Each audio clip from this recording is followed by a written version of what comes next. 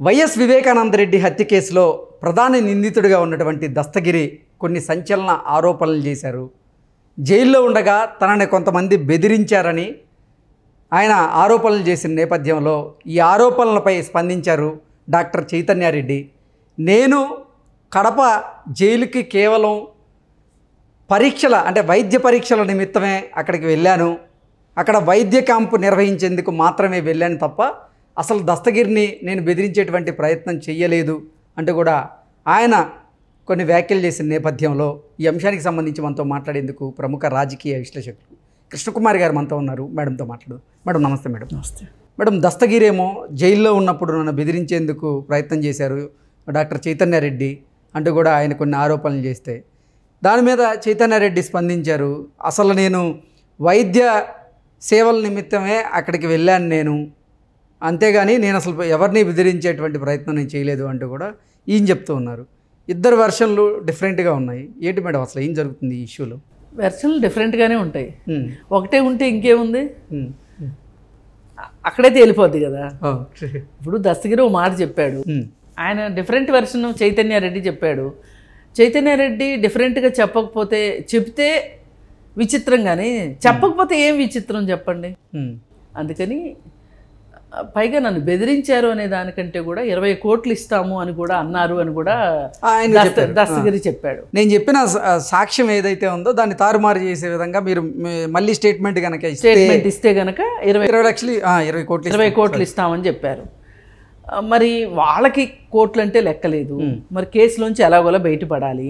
అందుకని చెప్పి 20 కోట్లు ఇస్తామని చెప్పకుండా ఉన్నారని అనుకోక్కర్లేదు. బెదిరించలేదు. ఇప్పుడు ఒక మనిషినే చంపిన తర్వాత సాక్షిని బెదిరించడం పెద్ద కష్టం కాదు.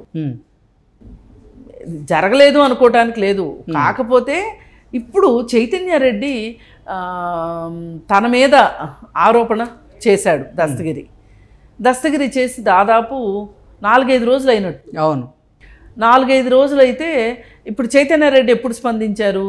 నిన్న స్పందించారు. ఈయనేమంటాడు ఇప్పుడు? నేను అప్పుడెప్పుడో బెదిరిస్తే ఇప్పుడు ఎందుకు చెప్తున్నాడు అని అడుగుతున్నాడు. అంటే రోజు వైఎస్ఆర్సీపీకి ఆ సొంత నియోజకవర్గంలో ఆ సొంత జిల్లాలోనే దెబ్బ మీద దెబ్బ తగులుతూ ఉంది. షర్మిల గారు ఒక పక్క ఎదురు తిరుగుతూ ఉన్నారు జగన్మోహన్ రెడ్డి వైఖరిని ఎండగడుతూ. ఇంకో పక్క వైఎస్ సునీతారెడ్డి నిన్న ఢిల్లీలో ప్రెస్ మీట్ పెట్టారు. ఇవన్నీ కూడా వైఎస్ఆర్సీపీకి డ్యామేజ్ అవుతున్న నేపథ్యంలో ఇప్పుడు దస్తగిరి నా స్టేట్మెంట్ని మార్చి చెప్తే నాకు 20 కోట్లు ఇస్తా అన్నారంటూ కూడా దస్తగిరి కొన్ని ఆరోపణలు చేసిన నేపథ్యంలో ఇవన్నీ కూడా మరింతగా వైఎస్ఆర్సీపీకి డ్యామేజ్గా మారుతున్న నేపథ్యంలోనే ఆ డ్యామేజ్ని ఎట్లా కంట్రోల్ చేసుకుందాం అన్న ఉద్దేశంతో చైతన్యారెడ్డి ఈ లాజిక్ మాట్లాడుతున్నాడు. ఓకే, అసలు మరి 4 రోజుల క్రితం దస్తగిరి ఈ మాట మాట్లాడితే 4 రోజుల నుంచి మీరు ఎందుకు స్పందించలేదు? మీ స్ట్రాటజీ ఏంటి? మీకేమో స్ట్రాటజీలు ఉండొచ్చు, చంపటానికి, చంపిన దాన్ని ఇంకొకళ్ళని ఎత్తిన వేయటానికి, గుండిపోటని చెప్పటానికి, మళ్ళీ కుట్లు కుట్టి రక్తాలు తొడవటానికి మీకు అన్ని స్ట్రాటజీలు ఉండొచ్చు. సాక్షాత్తు పోలీసులు పిలిచి పోలీసులు ఏమైనా చెయ్యాలి, కానీ అసలు మీరెందుకు ఐస్ బాక్స్లో పెట్టారు? పెట్టకూడదు కదా. కుట్లు కుట్టేసేసి పూలదండలతోటి కప్పేసి చేద్దాం అనుకున్నారు.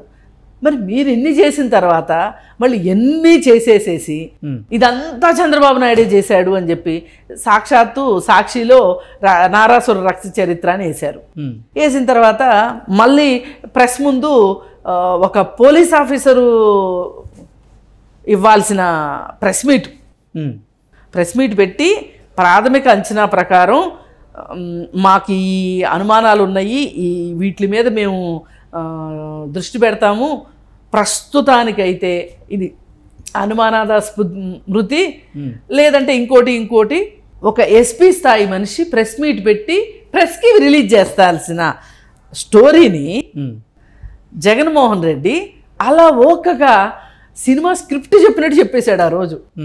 ఇప్పుడు నిన్న సునీత అదే కదా క్వశ్చన్ చేసింది, ఢిల్లీలో ఆమె క్వశ్చన్ చేసింది అదే. అసలు గొడ్డలితో నరికారు అని నీకెవరు చెప్పారు? అసలు గొడ్డలే వాడారు అని నువ్వెలా చెప్తావు అని అడిగింది. ఇప్పుడు చెప్పండి సమాధానం. చైతన్యారెడ్డి సన్నాయి నొక్కులు నొక్కటం కాదు, ఆ రోజు ఎందుకు అడగలేదు, ఈ రోజు ఎందుకు అడగలేదు అని. నువ్వు మెడికల్ క్యాంప్ పెట్టాలి అంటే కడప జైలే దొరికిందా నీకు?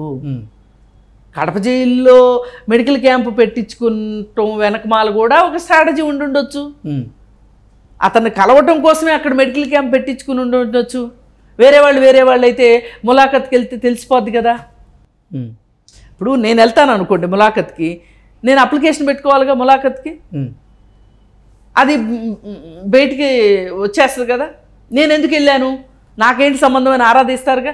మీరైనా అంతే, నేనైనా అంతే, సమయక్స్ ఎవరైనా సరే. మరి ఇతను ఆ జైల్లోకి వెళ్ళగలగడానికి అవకాశం ఏంటి? మెడికల్ క్యాంప్ ఒకటే ఆధారం. సాఫ్సీదా వెళ్ళటానికి లేదు కదా. అందుకని మీరు కావాలనే మెడికల్ క్యాంప్ పెట్టించుకోలేదని గ్యారంటీ ఏంటి? దీనికి చెప్పండి ఇప్పుడు సమాధానం.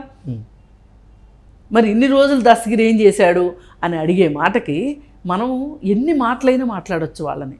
వాళ్ళు చేసింది అంతటి దుర్మార్గం అది. వాళ్ళ ఎంపీ సీటు కోసం వాళ్ళు చేసి అది మళ్ళీ వేరే వాళ్ళ మీదకి నెట్టి ఎలాగోలా బయటపడగలము అనుకున్నారు. దాన్ని సంవత్సరాలు గడిపించి ఎప్పుడైతే సునీతారెడ్డికి అనుమానం వచ్చి సునీతారెడ్డి సిబిఐని అప్రోచ్ అయ్యిందో కేసు ముందుకు వచ్చింది. అంతకుముందు అంతా ఏమైంది? ఎందుకు చేయలేదు నువ్వు?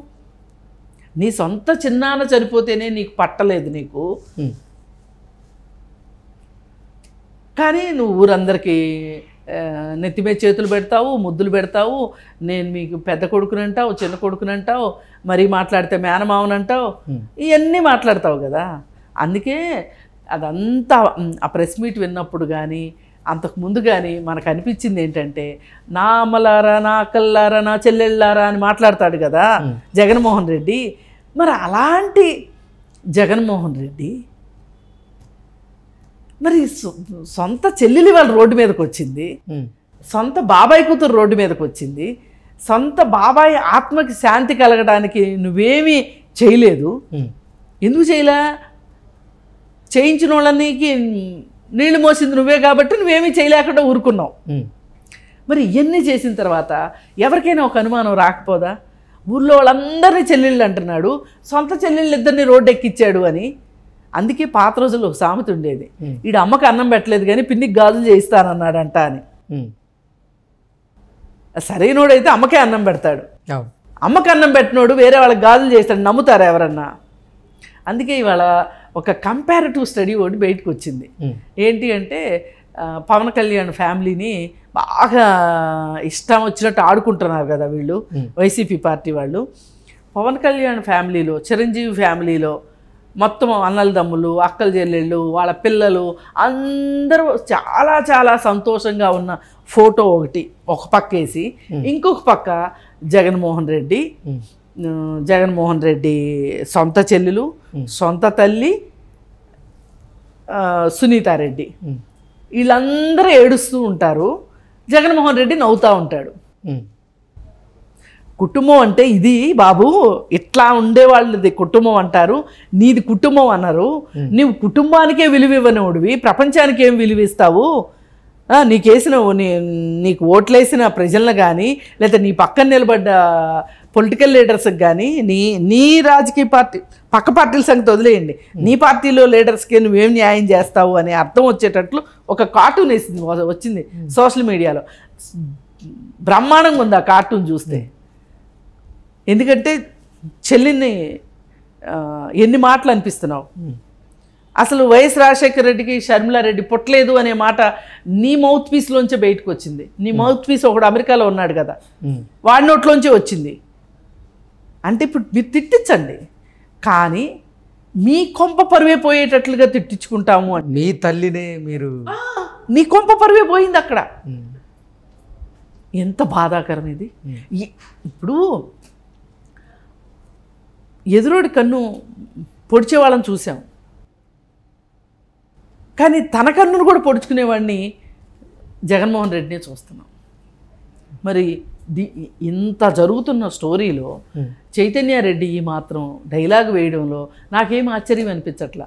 అందుకే వైఎస్ఆర్ పార్టీలో ఎవ్వరూ స్వతంత్రంగా మాట్లాడలేరు, ఎవ్వరూ స్వతంత్రంగా శ్వాసించలేరు కూడా.